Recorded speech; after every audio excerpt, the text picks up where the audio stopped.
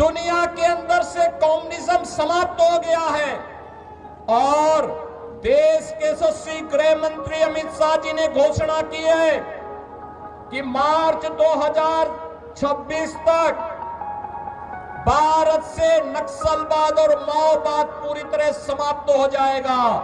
मनुवाद मरा नहीं है, बस उन्होंने माओवाद और समता समानता का चोला पहन लिया है।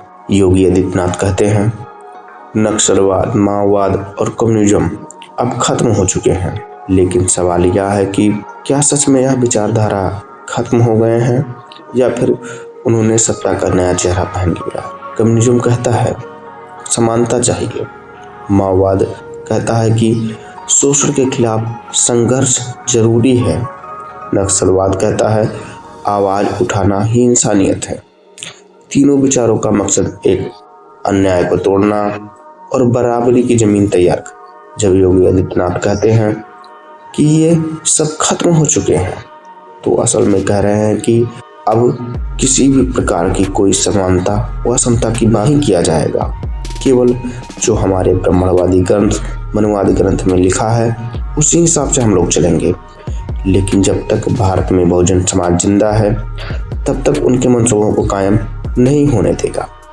वो समझते हैं कि वो जिस प्रकार से मनुवादी व्यवस्था ने समता समानता का चोला पहना है और उस चोले के अंदर हम उस विचारधारा को फिर से बढ़ावा दे पाएंगे, तो ऐसा संभव नहीं है। पहले मनुवाद जाति पर टिका था, ऊंची जातियां राज करती थी, नीची जातियां दबाई जाती थी, लेकिन अब जाति की जगह भावनाओं और विचारधाराओं ने ले ली है। अगर तुम सत्ता की बात से असहमत हो तो तुम्हें देशद्रोही, अर्बन नक्सल, टुकड़े टुकड़े गैंग कहकर परेशान किया जाएगा, देशद्रोह का मुकदमा चलाया जाएगा, जेल में ठूसा जाएगा। यानी अब वही नियंत्रण है, बस उसका नाम बदल गया है।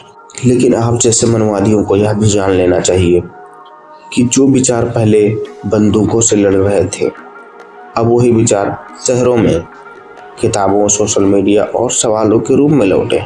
केवल समता और समानता की लड़ाई जो पहले नक्सलवाद, माओवाद और मार्क्सवाद जो है नक्सलवाद, ये जो बंदूकों के दम पे, रैलियों के दम पे बताए जाते थे, अब वह डिजिटल क्रांति के रूप में सामने आएंगे। हम लोग अपनी आवाज़ को बुलंद करेंगे। अब वह क्रांति गोली से नहीं, सोच से होती है। अब नक्सलवाद, माओवाद बंदूक की आवाज़ नहीं बल्कि बदलाव की भाषा बन चुका है। सत्ता में बैठे लोगों ने बहुत बड़ी चाल चली, उसने माओवादियों के विचार का रूप लिया, लेकिन उसका उपयोग जनता को नियंत्रण करने में किया। अब नेता गरीब की भाषा बोलता है लेकिन फैसला अमीर के हक में करता है। अब मंच पर जनता का राज कहा जाता है, पर असल में राज वही करता है, सत्ता की डोर को उसी ने पकड़ रखा है। योगी आदित्यनाथ जी सही कह रहे हैं, पुराना नक्सलवाद, माओवाद, कम्युनिज्म जैसा था वैसा नहीं रहा है। पर यह कहना कि यह खत्म हो चुका है यह अधूरा सच है। असल में विचार मरते नहीं, बस वे रूप बदल लेते हैं। आज मनुवाद कमजोर है लेकिन सत्ता में उसी जगह है। विचार आधारित शोषण खड़ा कर दिया गया है। आज का भारत मनुवाद और माओवाद के बीच खड़ा है। एक तरफ बराबरी का सपना, दूसरी तरफ नियंत्रण की राजनीति, और इस बीच जनता सोच रही है क्या हमने सच में आज़ादी पाई या बस गुलामी ने अपना रूप बदल लिया है। गरीब को उसका सही हक मिला है। हर गरीब को राशन की सुविधा, हर गरीब के पास उज्ज्वला योजना का कनेक्शन, हर गरीब के पास शौचालय की व्यवस्था, हर गरीब के पास 5 लाख रुपए की आयुष्मान भारत की सुविधा, और हर गरीब के पास शौचालय की व्यवस्था, हर गरीब के पास 5 लाख रुपए की आयुष्मान भारत की सुविधा। और बिहार में तो डबल इंजन की सरकार ने एक भी और भी कुछ काम किए।